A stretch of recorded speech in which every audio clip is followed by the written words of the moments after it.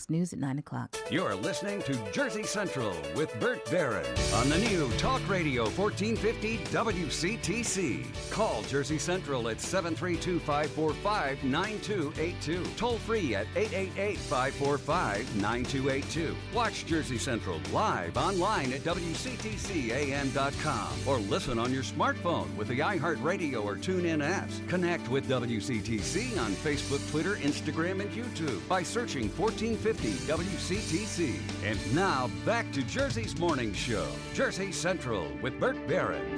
8:37. Welcome back to Jersey Central on the new Talk Radio WCTC, the voice of Central Jersey. It is Bert. Good morning to you. We're going to do our Need to Know Things coming up in just a little bit. And in this 8:30 half hour, we'll get those into you before we hand things off to Laura Ingram coming up at 9 o'clock here on WCTC.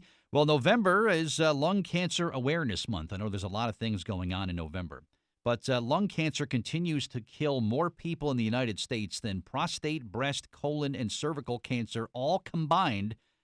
Even though there are fewer people smoking, why does this continue to be such a gigantic number? My guest on the Jersey Central Newsmaker Hotline, who might be able to provide some information, is a board-certified radiologist and also an attorney. He is Armand Leone. He joins me this morning here on WCTC. Armand, good morning. It is Bert Barron. How are you? Good morning. Thank you for having me on. Sure. Thank you for making yourself available for this. And as lung cancer continues to just kill giant numbers of people every year, fewer people are smoking, it seems like, every year. I still see a fair amount of young people, unfortunately, Armand, that still do a lot of smoking. Is there anything that can be done about this? It continues to claim a lot of lives, and I don't know if the medical community is doing everything they possibly can in this. Anything you could offer on this? Certainly. Well, the problem is that smokers today are still not getting the care they really should. I mean, doctors regularly screen patients for breast cancer, cervical cancer, colon cancer, prostate cancer, just as you said. But they don't regularly screen long-term smokers for lung cancer.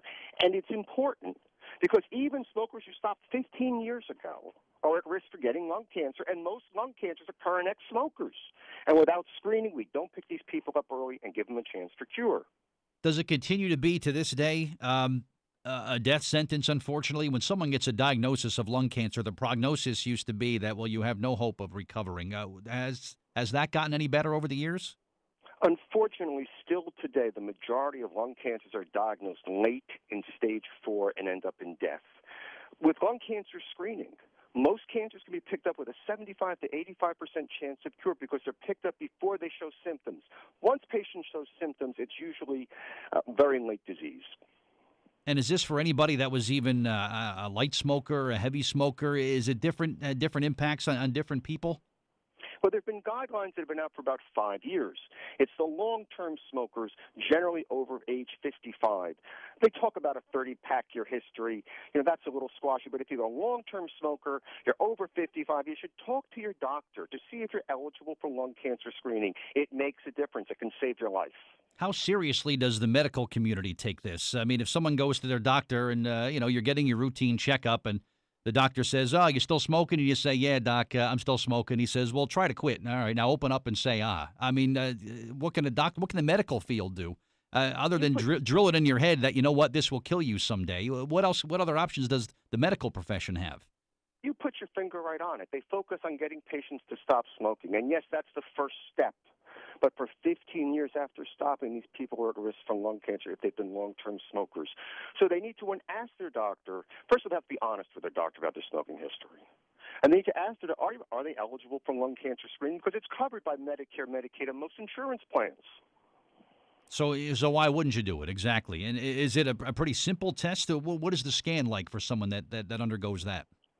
A low-dose CT scan is a quick, fast scan, very low radiation, 90% less than your typical CT scan, and you don't even have to do a long breath hold. It's meant to be a quick, safe screening test.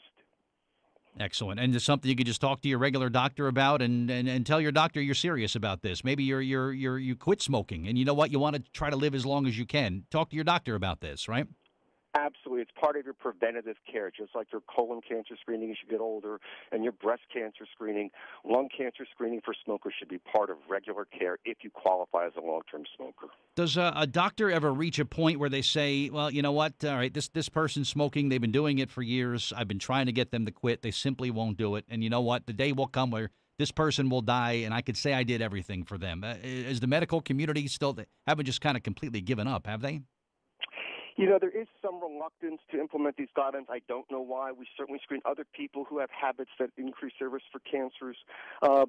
It's time to change that now, and we need the double-pronged thing. We need to educate people to stop smoking, and we need to educate the medical community about the importance of lung cancer screening, and patients need to be proactive and ask about it. There is no bad time to quit smoking or give up tobacco products, is there? Not at all, but unfortunately, that's just the first step. For 15 years afterwards, if you've been a long-term smoker, you're still at risk.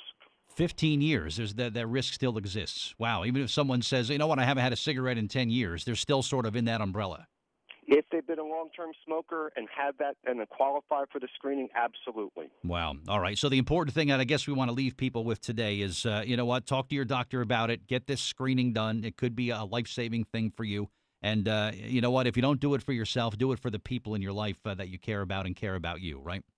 Absolutely, and you can find more information at smokersneedscreening.com as one of the sites, and Lung Cancer Alliance is another site, but Smokers Need Screening is a good place to start. Terrific. Well, we'll get people there, and if someone wants to contact you, Armand, what's the best way to do so? The best way is through smokersneedscreening.com or contact Leone, 877-600-SMOKER. Terrific. I appreciate the time this morning. Some very good information, and all the best to you and yours for the rest of the holiday season, all right? You too. Happy holidays. All right, same to you.